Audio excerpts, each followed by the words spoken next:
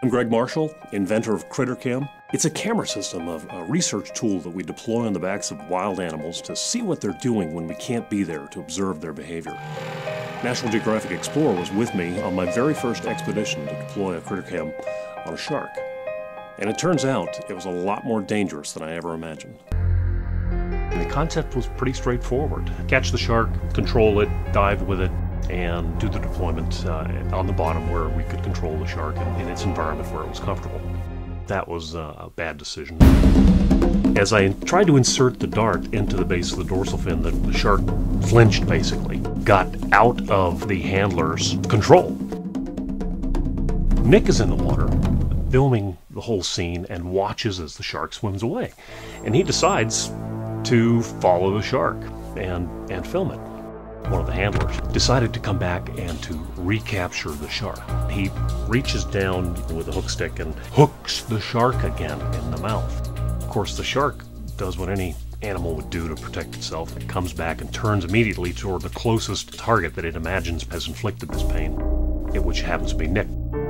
Less than 2 seconds later, I've got a shark suddenly trying to tear my right leg off.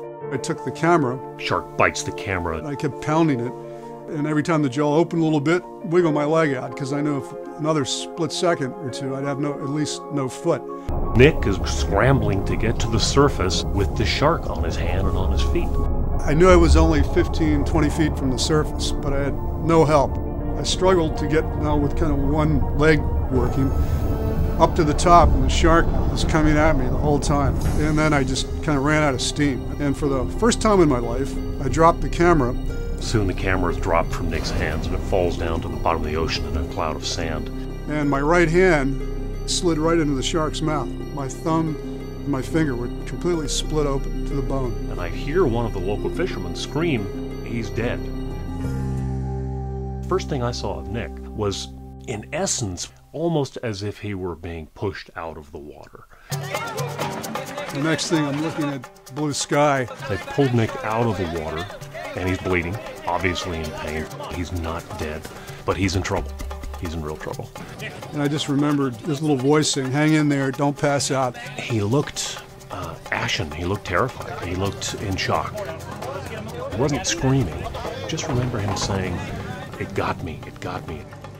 And I was flown from Cancun to Miami. You know, we were totally focused on Nick, and when Nick was finally taken care of, there was nothing else we could do, and we walked back down to the beach, and one of the fishermen came up to me and said, "Well, you know, what do you want to do with the shark?" I go, "What shark?" And I said, "Well, we got the shark again." The prevailing sentiment was, you know, out of respect for what had happened to Nick and out of respect for the shark itself, we really felt that the best thing to do was to complete the project and actually go through with it. So that's what we did. That shark was the very first CritterCam deployment on a wild free-ranging animal. That accident happened in May. In August of the same year, we did another show for National Geographic, so I actually got back to work with sharks, which I still love doing. But I'm just glad that I'm here to tell this story, and it does have a good ending. I mean, I'm not missing anything, and I'm still happy filming sharks. I'm just a little bit more careful on how I go about it.